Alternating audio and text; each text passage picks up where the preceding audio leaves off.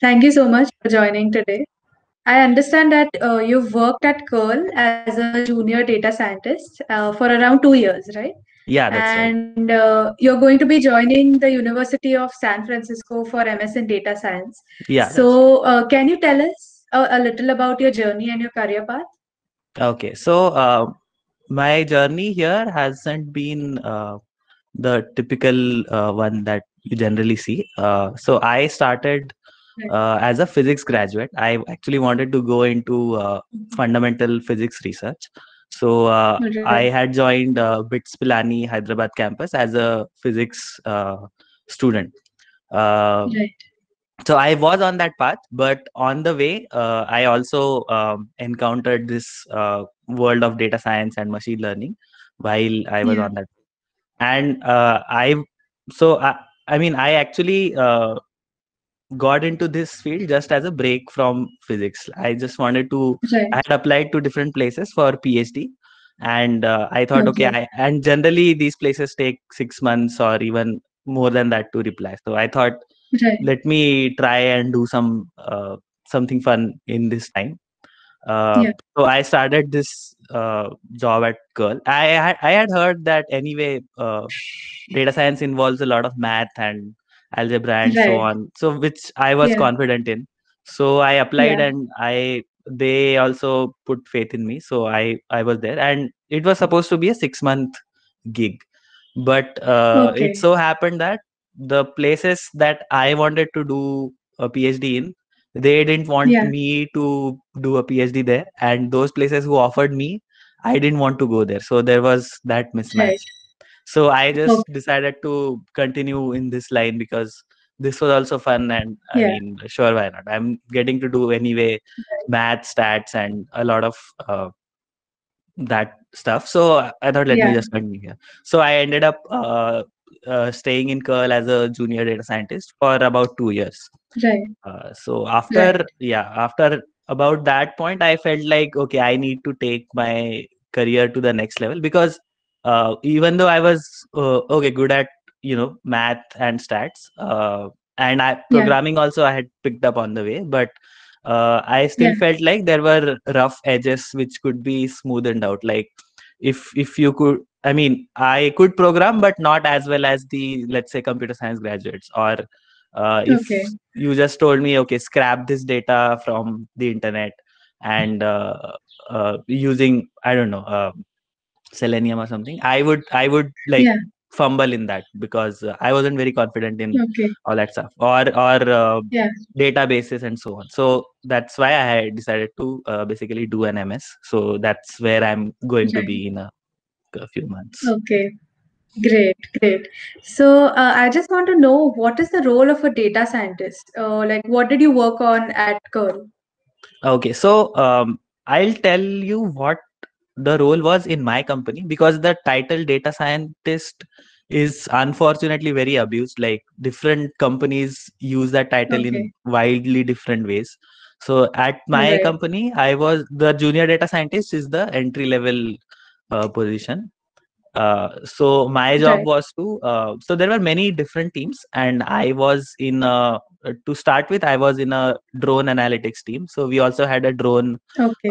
hardware, in-house drone making team, basically. So they made drones, they flew Okay. drones, they put Right. cameras and different sensors on the drones and collected data.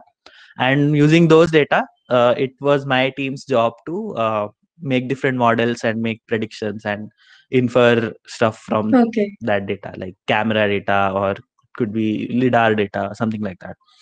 Yeah. So Yeah. that was my Okay. role. Yeah. Okay. Okay. Great. So, can you tell us a little about the interview process for the role of a data scientist? How many rounds are there, and something about Okay. each round? So right. So when I was hired, at that time, the hiring process was not that streamlined, you would say. So I only had one round Okay. of interview directly with the CEO, and he All right. he found, I mean, he saw something, so he hired me. But as we went Right. on this process, we had to scale it properly. So this could not just happen such randomly. So they then Right. it was put into place in a proper way. So the process Okay. would go like this. So we would get a lot of resumes from either referrals or job postings, and it would Right. be divided among. So there would be a common portal, and everyone would take Okay. a look at those resumes, and whichever team found, if whichever team found any resume interesting, they would mark that as interesting and call that person for a telephonic Right. interview, basically. So there was that. First was resume selection. There was even a Right. zeroth step, in which the resume was screened by the HR to Okay. see that even though the HR was not technically, she wasn't, she didn't have the technical knowledge, but she did the first, like, ballpark level screening, like, Right. Yeah. we want a fresher, but is this a person even a fresher or not? So that kind of stuff. Right. Right. And Yeah. then the actual teams would look at the resume, like what skills this person has and is this interesting or not. Then Right. so that was the first round. Then there would be at least three, but sometimes interviews four interviews, and maybe Right. a coding test also. And after Okay. of like increasing difficulty, and then uh, if they pass through all that, then they would be hired. So Okay. so first round would be just a telephonic round, just to see ballpark, like, does this person even uh, ha- is this person even familiar with data science, or they are just trying their luck. Right. There were a lot of people like that um, who, I don't know, for whatever reason, they thought that they would just start interviewing after just 1 week of starting with data science. I Yeah. don't know. So we would Yeah. screen out that in the first call. Like, the questions would be extremely simple, like, what is overfitting, what is training and testing set, and what is linear Right. regression. So very, very simple. So if you, and it would be like very short, 15 minutes or so. uh, that Right. was just for a screening round. Then the first Yeah. interview after that, so that would be the round two. That was actually the proper interview related to the role, you can say. Yeah. That would Yeah. be yeah, that would be on a broader level. So on that, in that interview, actually, we would see if uh, the candidate has actually done the work that they mention in their CV or not, or is it just Right. for the sake of mentioning. So we would ask them just Right. details of what they have done, not too much about what we want to do. So we would Right. try to understand what they have done, what is their general approach to things, and how can they explain what they have done in a proper way, can they justify that. That was more or less Yeah. the gist. Also, the questions would be still simple, very simple, slightly more difficult than the zeroth round, but still pretty Yeah. simple. Then Right. if they showed promise there, then it would be a second round. In that one, Right. the questions would be in more in depth, like, they were more related to what we wanted to do. So if we had a Yeah. project in mind, which required, let's say, uh, named entity recognition, so we would Right. specifically grill them on that, like, can they understand this problem. So obviously it's possible that they haven't done that work, but we just wanted to see if they Yeah. can understand the problem, and make a headway, or at least think out loud what they are doing. So that would be the second Right. round. Then there was also a coding assignment, and one more round after that by the CEO himself. So CEO would uh, insist that he wanted to interview everyone who would eventually join the company. So that his seal Okay. would be the last seal of approval, and All right. then the remaining formalities, like your package and so on. Those were formalities, but All if right. the CEO has decided to hire you, more or less you will be hired, unless extreme case. Okay. But yeah. Right. All right. All right. So you talked about the screening of resumes, right? So obviously resumes are an essential part of the hiring process. So what is it that is looked for in resumes for the role of a data scientist? Okay, so this is unfortunately, this is again a slightly subjective question, because even within Right. my company, even within my team, if I am looking at a resume and my teammate is looking at a resume, we would find different things interesting. Our rule was that if Okay. we found even one or two things interesting, and if we want to talk to that candidate about that, that would be enough Yeah. to call them to the interview. Okay. Okay. So the pre-screening would have already been done. Like, are you in the roughly 0 to 3 years of experience or not, Right. and so on and so forth. What we saw was they should have some project at least. It could be a college project or it could be a self a private project that they did out of Right. interest. Yeah. It could be a work project. That doesn't matter where they did. Yeah. And the project should be non-trivial. Like it shouldn't be something you can easily copy on from the Kaggle or Right. GitHub. So Yeah. we saw lots and lots and lots of candidates. They have this Titanic data set prediction, survival prediction, house prices Right. prediction. If you see like the Right. amount of resumes I saw and the amount of resumes that have these exact two projects is like Right. uh, is mind-boggling. So many people have, Yeah. and like digit classifier. These are fine. These are nice projects. I did them myself too, Yeah. but they don't tell you anything about do you really know this stuff or not. These are really Right. beginner, not just beginner project. The all the solutions of every aspect almost are out there on Right. the internet. So if you have done this, Yeah.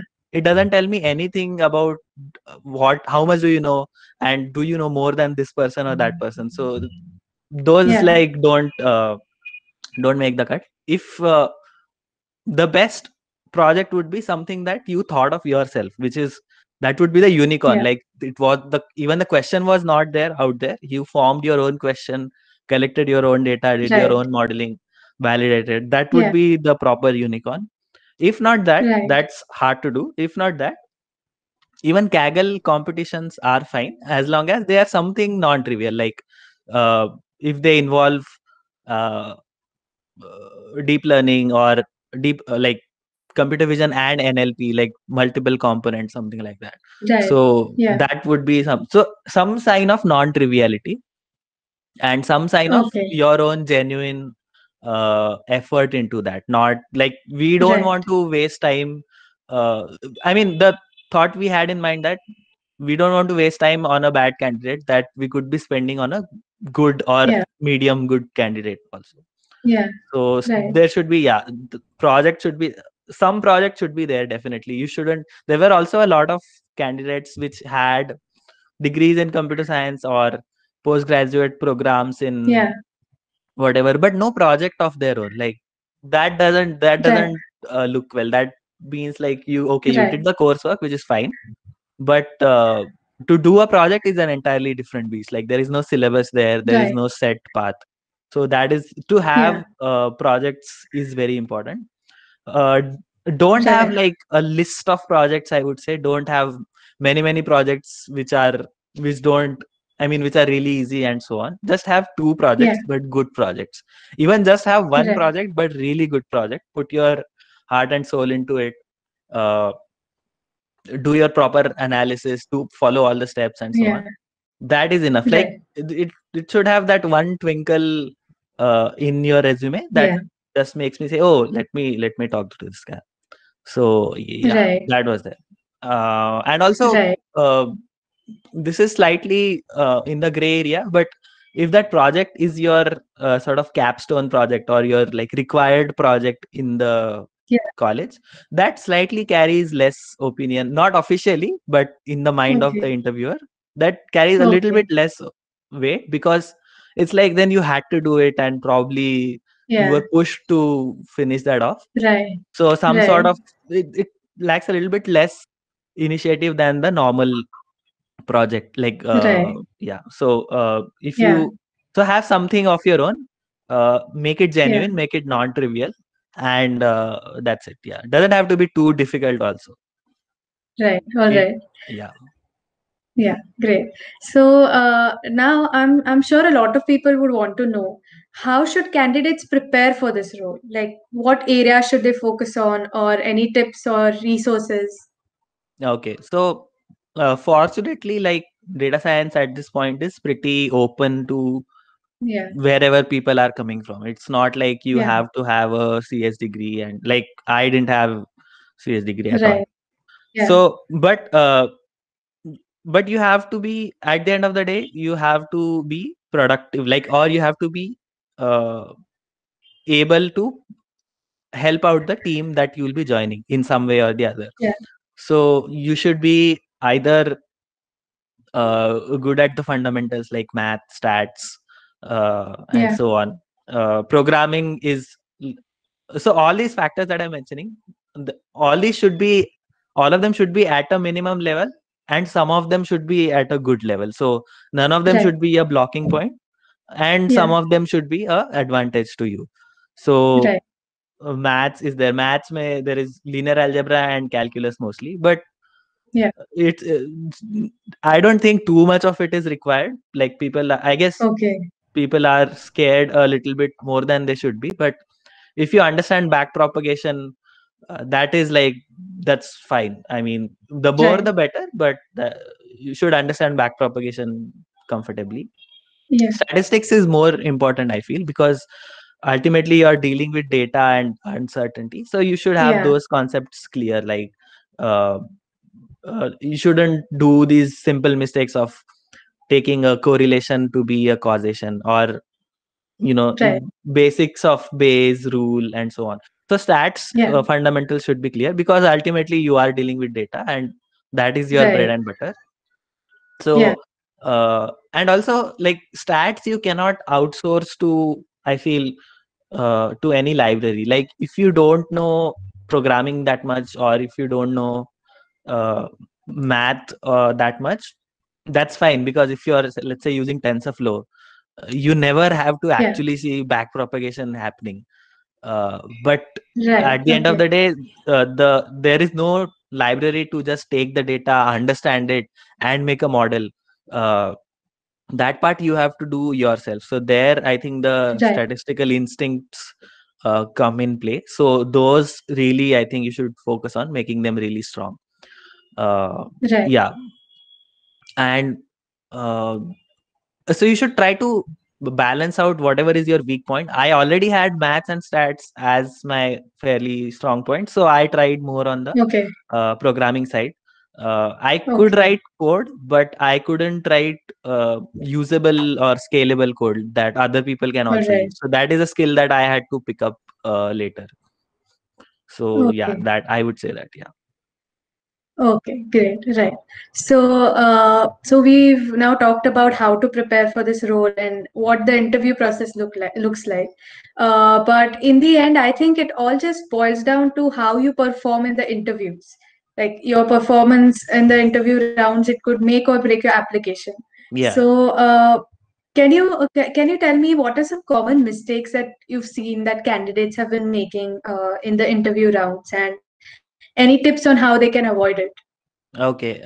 Yeah, true. So well, let's say, fortunately or unfortunately, interview is a very subjective process of hiring someone. Right. It's not like an exam where you s- you solve questions and the score you get is the score you get, and there is no ups and downs. Yeah. So in an interview, Yeah. it's possible that you actually gave good answers, but they did not connect with the interviewer, Right. and so on. So keep that in mind, that this is a very subjective process, and ultimately the interviewer is the one you have to get through. The question is just an excuse, or the question is just a what do you say, it's just an instrument to get to know you, but actually you have to connect to the interviewer in some way. So Right. whenever you are answering a question, keep the interviewer in mind. uh, Yeah. so for example, when let's say if you are asked, so okay, so tell me about this project that you have done. So Yeah. don't like fully. So what I have observed a lot is that people just start fully diving into the details, like as if it's a viva question or Right. Yeah. exam question.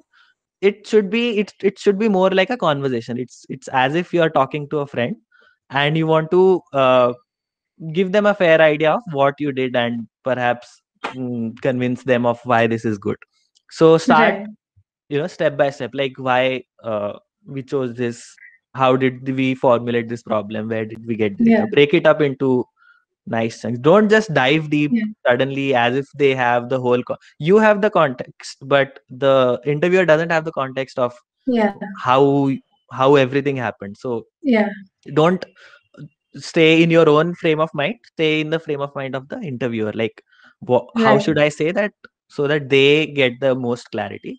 It's okay if you Yeah. only give, you don't have to brag a lot. It's okay if you brag only like 80%, but if that sacrifice makes it your answer more clear, then that's Right. a worth sacrifice, I would say. Right. Okay. uh yeah. Okay. All right. So, but how does a candidate make sure that he or she is not making these mistakes, or he or she is going on the right path? Like, how does one prepare for the interviews?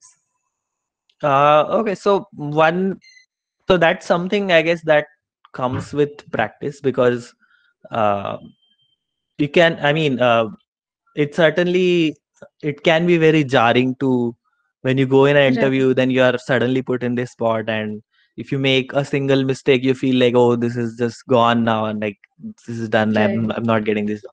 uh, Yeah. so that's something that I think comes with practice. Right.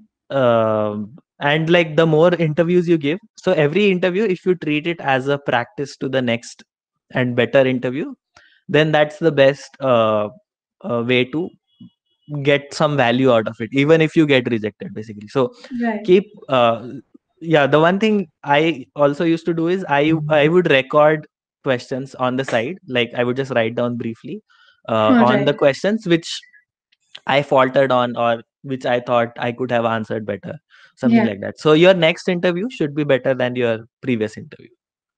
Right. Okay. But how should the candidates practice for interviews? I mean, yeah, what are the different ways that they can practice interviews? So I just practice interviews on the with the interviews itself. I kept applying to jobs, and so as I said, so whichever interview I gave, I treated it as a practice for the next interview. Right. So if it's just your first interview, then maybe like you can check with a friend or something like that to put yourself in that pressure. So I don't know if a friend can help you that much, because they might not be that knowledgeable. But Right. if you yeah, I guess you could try like mock interviews, and if you have the opportunity, then I guess you could avail that. Right. Okay. Great. So nowadays, due to COVID, interviews are being conducted online, right? So are there any special tips that the candidate should keep in mind for virtual interviews? Yeah, that's right. So even before COVID, we were actually taking our first round virtually itself. All And right. even after COVID, like most people, if you are from a different city or whatever, they would prefer to take it virtually. So I would Right. say the most important thing in a virtual interview is to have backups. Like, don't rely on just one laptop or one phone.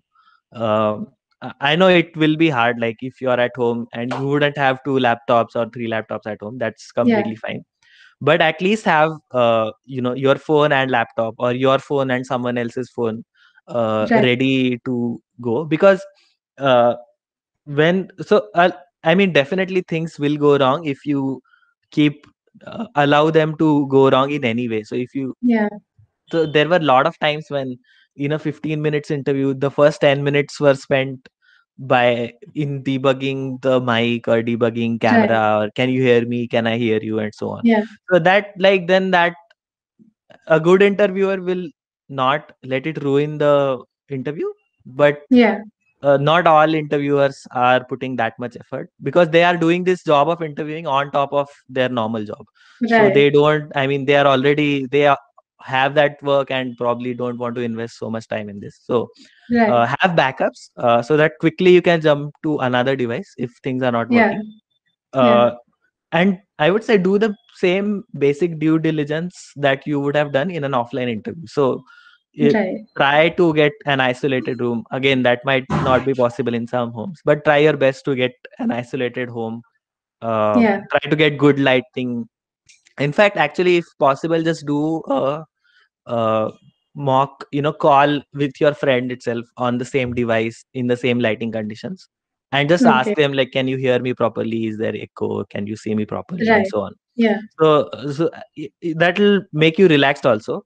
uh, Yeah. so yeah, so the communication, like the hardware part of communication, that should be sorted and should have backups.